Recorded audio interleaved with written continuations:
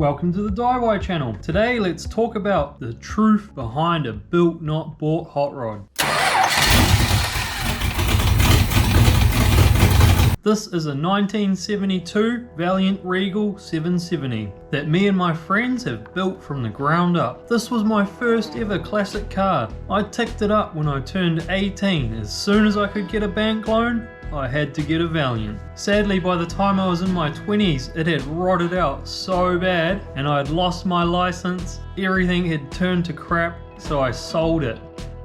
But in 2010, I managed to buy it back. Luckily, I'd sold it to my friend. And roughly a year later, another friend moved out of the country and sold me another Valiant as a parts car.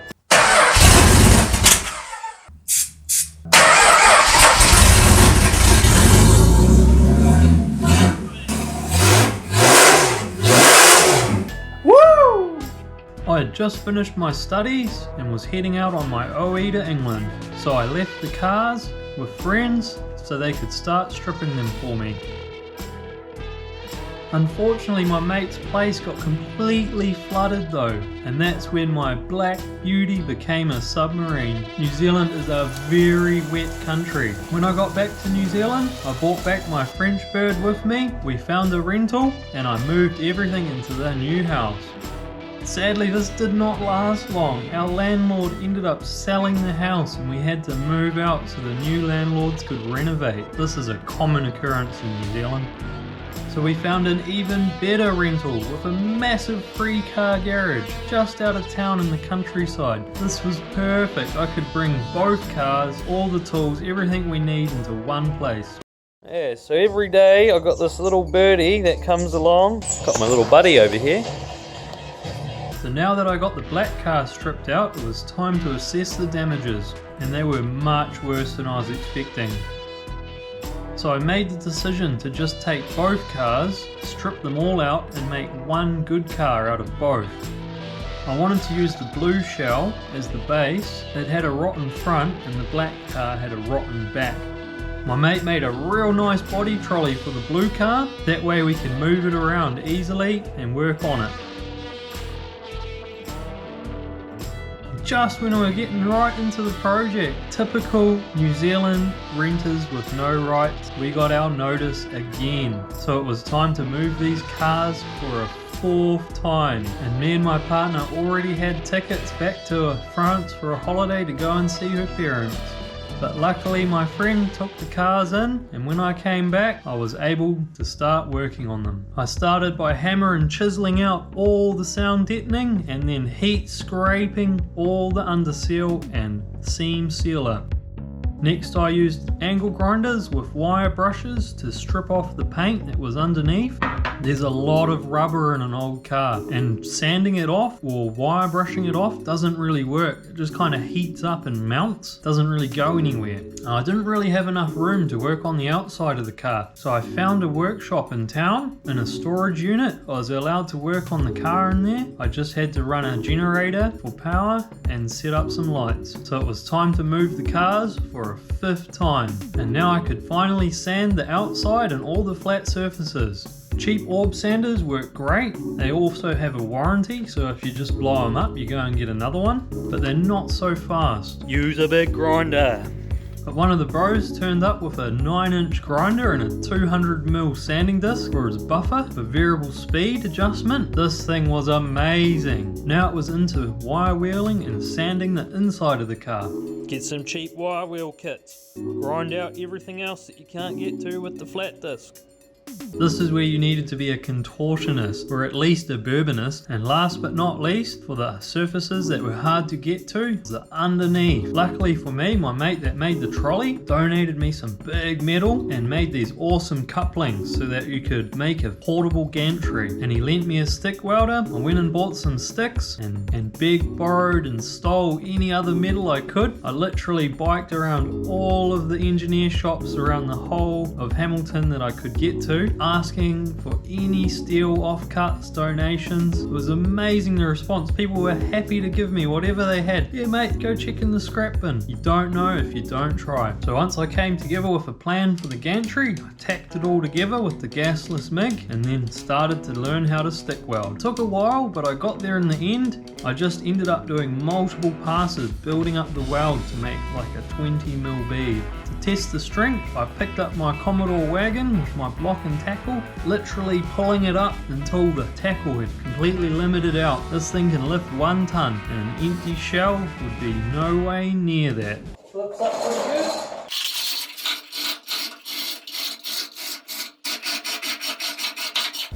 So I chained to the door hinge and used the block and tackle to pick the car up on its side. It was back to the heat scraping and wire wheels and sanding, anything to get rid of all this old rubber and paint. Talk about tedious work. I really started to understand why the acid dippers wanted to charge me $5,000 just to do the shell, and it was up to a 1-year waiting list. So I was renting a small shed off another mate to put all the parts in, but unfortunately the shed was too small to fit the entire black car as well. And after having to move it so many times getting car trailers, I just thought stuff it. After moving it so many times, I was just over it. Just got out the grinder and cut it up. I brung the pieces I needed to the workshop. They now fit in the back of my car. Much easier. The underside was really starting to come around now. It's just a matter of tilting it the other way so I could get inside the cab and do the roof and all under the dash and all those little fiddly bits that were just hard to get to before, and the low parts of the body underneath. And now it was only bits left that you couldn't get to with the grinder or the sander. So I found the cheapest sandblaster I could and bought a load of garnet sandblasting beads, which were about $35 for 20 kgs at the time, and it goes fast. So what I did is I came up with a way to recycle the sand and keep using it over and over again. Good old speaker magnet, chisel them off. By using magnets to take out the steel and sieves to sieve out any big chunks. Those metal filings, wires off the grinder. It did make a huge mess and took a long time, but the results made it worth it. It really got into all those little nitty gritty spaces. You could do the whole car like this, but the problem is with all that rubber and stuff, the sand just bounces off. You need a much bigger sandblaster and a much bigger compressor, which I just couldn't afford. I couldn't even afford the sand. And to send it down to the sandblaster, they wanted about $800 just to do a bonnet, not including an etch coat of paint or anything, not even cleaning it. That's just you take them the bonnet, they sandblast it and give it back to you, and you've got to whip it back to the workshop, clean it, paint it. So it's like, well, if you've got to do all that, you might as well just do it all yourself, right? The car was really starting to get shiny and look good. We could see quite a few holes. She was opening up like Swiss cheese, and there was some pitting on the floors. I knew it was going to be some time before I could get paint on it, so I just rust converted all the worst pitting, because I knew I'd end up re-sanding the whole car again anyway once I'm spraying it out with the etch coat. But then the unthinkable happened. I was just down at my workshop wagging the first lockdowns like always, no different than the New Zealand health minister with his trips to the mountain bike tracks in Rotorua, and I was just packing up my workshop and I noticed down by the office there was a whole lot of water on the ground. I was thinking, that's weird, someone's washed the windows, shouldn't be anyone down here, what's going on? The place was like a ghost town. So I went down and had a look, and there's all this water just pouring out of the wall. I'm thinking, what the heck's going on? I noticed the paint up by the top of the wall was all like crispy and flaking off. I looked through the doors of the office and all I could see was smoke. You couldn't see an inch in front of you. I'm thinking, oh my god, that's not good, is it? So I rung up the fire engine and they zoomed down. Luckily the station was just a minute down the road, and they broke in, and it turns out the main water pipe had leaked onto the switchboard and created an electrical fire. And then the electrical fire had melted the solder out of the joins on the water main, which made more water and then more fire, and the whole place was just water pouring out the ceiling, smoke smoke everywhere. Luckily I was smart and went and turned off the Toby on the road to stop the water before the fire engine had even got there, and they said that if I wasn't there the whole place would have burned down. I rung up the boss of the storage place and he was in lockdown in an entire another town, so I stayed there until early hours of the morning vacuuming up water and pushing out water with squeegees. Got my generator going.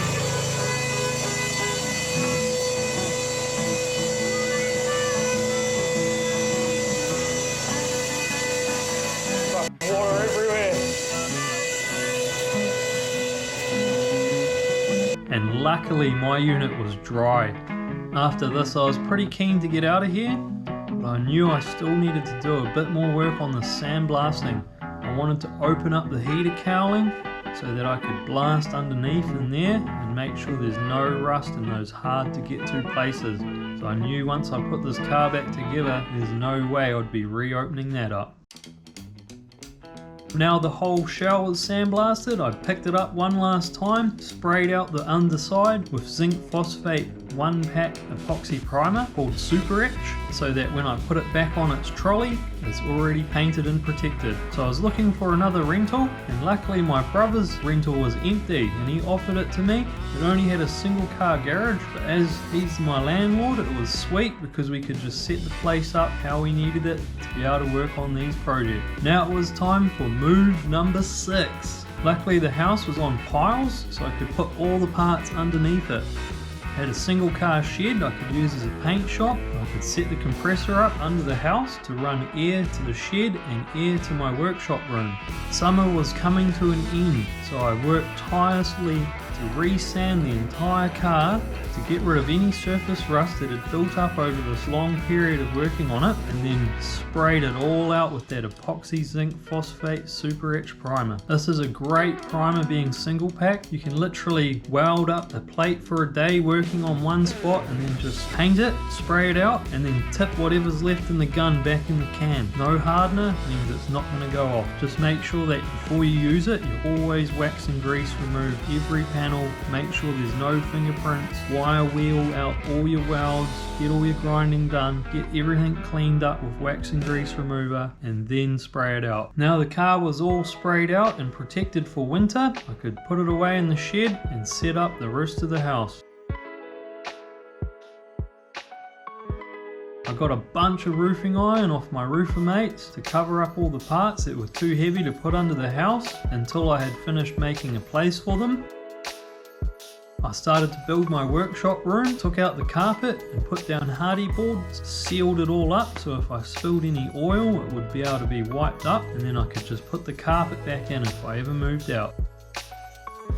Another mate gave me some silage plastic so I could put it up on the walls in the shed to make it into a paint booth, and then I put a giant tarp up over the front of the shed so that no rain could get in if the big door was open and I was working on stuff, and to give us more space to work on other projects like building a sandblasting booth, sandblast all the panels out in and contain the mess. I put a filter in an extraction unit in the roof so that no dust would come out into my paint booth or into the neighbour's property, and also found a door on site and everything was made out of pallets, so basically I built the entire unit for about 20 bucks. I bought a really good sandblaster, one that you could replace the nozzles, and I bought a decent welder because I needed to weld so many things on this car and my old little gasless was just not going to cut the mustard. So I bought an inverter MIG and this thing is amazing. Even my engineer mates like to use it. Started to weld up all the small holes and then started to plate up all the big holes and make multiple layers of plates to recreate the unibody structure. A unibody is actually the structure of the car. Yes, this car has chassis rails in the front and the back, but the middle sections, the rockers and the roof, everything is the actual structure of the car. My welds sure weren't the best to look at, but I'm pretty good at grinding and I got better and better and better the more I welded. By the end of the project, my welds are actually starting to look pretty good. Having all the rust cuts was really good because some of the areas were so rusted out I couldn't even tell what the layers or plate shapes were meant to look like. So I could use my rust cut, go and look at it and template it out off of that, even using it as an anvil to bend the plate to the right shape. And I also used a vise and a piece of railroad and a big steel dolly as anvils as well. But to be honest, a vise you can do just about most plates with.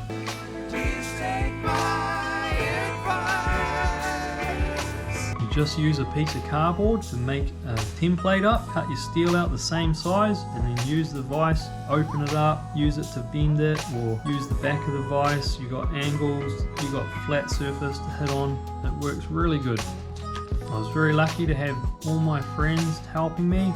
A lot of my engineer mates and panel beater mates would lend me the right hammers and dollies and paint guns and all sorts of stuff that I just didn't have or couldn't afford to buy. Like I had fashioned my own brass blocks and copper blocks and stuff to use as backing plates for welding. They worked, but they got really hot. You'd often have to drop them in water. Then I had a mate that lent me the proper panel beating paddles that have handles and stuff, and these you can just weld on and weld on. They were great. And I'd have engineer mates turn up, help me burn in some plates, make some plates for me. We're just hanging out, have a few drinks.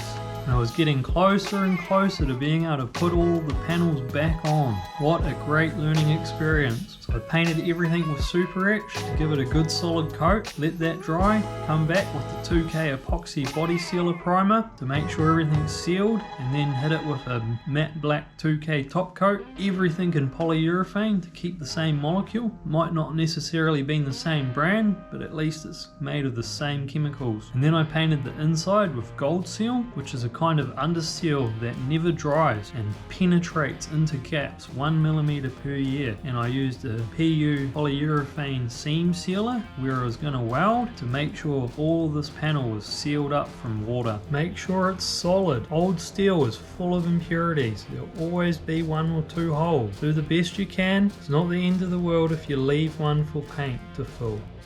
Next, I done the same process for the fender well panels. Even though they weren't off the same body, they fit very well. The only hard part was trying to clamp in the middles where you couldn't get clamps to, so I just used nuts and bolts. So the trick is to use a lot of clamps, especially a copper backed clamp for the spot weld that you're re-welding up. And if you can't reach a clamp back there, you need to use the copper paddles or a brass padlock or something, just so that you've got a backing to the hole. That's where it comes in clutch to have a buddy in behind holding the piece of copper in there. So welding creates a lot of heat, and the way you can stop the panels from distorting is to do the classic crisscross applesauce. You start here, then you go to here, go to here, go to here. Keep changing it up. You let one spot cool while you do the next spot. You grind each weld, zinc it, and that way you'll be able to find any holes and then re-go over it. Hit the backs. Now it was onto the rockers. They had some seriously big rust holes. I just cut them right open, opened them all up, got into the inside because the inside was rusty as well, rebuilt the structures inside, and then closed them up. One day I'd like to replace the whole rockers, but I figure you can do that down the line and you don't have to pull the car apart to do that. So could be a future video. And then I was onto the back doors. This was needing quite a few layers of plates, and not to mention every plate that I put in this car was thicker than the original steel, so it only made the car stronger. And what that helps with is when you're welding to old thin metal, you start on the thicker plate and just let it bleed out into the thin steel, and it stops you blowing holes all the time. All the old repairs, they had just been done with like flat steel and brazed in, so I cut it all out and tried to make the actual shapes the best I could. And there was a few dents down the side. We managed to use hammers and dollies and slide hammers to pull them all out the best we could, and then just have a thin skim of bog instead of huge layers. Next, I wanted to fix where the old owners had cut out speaker holes in the front, because I tell you, they were rough. But luckily my engineering mate cut me out some nice rings on the laser cutter, and I rebuilt the layers and made them look factory. Now with the pandemic well and truly over, it was getting close to moving time again. My wife hadn't been home for 5 years. We'd been working on this thing, so she was well and truly homesick and was heading back to France soon. And I couldn't afford this huge house on my own. So what I did is I rung my old storage mate up, and he had a new workshop for me. One with power and set up for working on cars. So I'd be able to send all the panels down there, set up the sandblasting booth, and be able to finish all the other pieces. So it was the rush to finish this car, put it back together. And it was always the same process. What I done is I finished all the welding on the body, 2K body sealer, 2K top coat, put the parts back on, and the only bit I left was the outside. I want to put the whole car back together and then block it all back and spray out the outside in one go. So I made sure to have all the trims, all the backings, everything painted up before bolting it on. I had the boot done, the inside done, the engine bay done, everywhere that's not the outside of the car. Made it back into a rolling body, and we pushed it down the road to my mate's house. Moved in with my mate, and I was just living in my caravan on the cheap, keep prices down, still working hard of course. Had a few drinks on the way. It's not drinking driving if you're pushing though, is it? I did have a bedroom at my mate's house, but I had to put the car parts somewhere, so I built shelves and stacked it to the roof. The new workshop was perfect, heaps of room to hang all the panels, have a booth for grinding, a booth for welding, and a booth for painting, and then the booth out the back for sandblasting. But of course it wasn't without its problems. It did have a few leaks, and water liked to blow in the front door.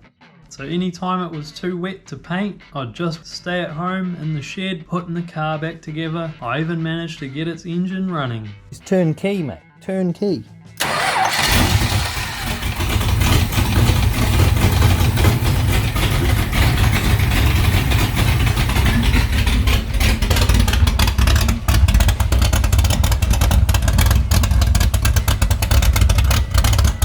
So I actually have 3 engines for this car. A 245 Hemi, a 265 Hemi, the original. Both of those are in semi-pieces. And I got another 265 Hemi out of a vintage stock car that I bought off the auction site back in the day. All lumpy cammed and stuff. What a great feeling that was. And this whole time I was running my tiling business and working up to 80 hours a week at some points. It was grueling, but I was determined to get this done. I was so lucky to have my friends to help as well. They kept my spirits up and helped me get the work done much quicker. Yo, what's up? Workshop is set up and pumping. Fridge, compressor, grinding booth, sanding booth, and heat scraping. Booth for sandblasting. As soon as the panel was stripped, get paint on it, start welding it. Once it was welded, coat of zinc phosphate, couple of coats of body sealer primer, and then a couple of coats of top coat, and then back on the car, ready to block back. And of course we had to do a bit of panel beating and bog work in between as well, just to make sure everything was nice and flat. To get rid of any pinhole, extra fine finishing bog, dolphin glaze, it gives the best finish. So these panels had some old repairs. You can see they were deteriorating like no tomorrow. Cut them all out and fix them properly. You've blown a hole and you can't get any copper in behind, that's where you can use a little piece of scrap or a coat hanger, something to mount in like filler rod. Welding sticks work really good for this. You've just got to crumble off all the flux and then you're left with a nice steel wire, and just use the MIG to just blast it in.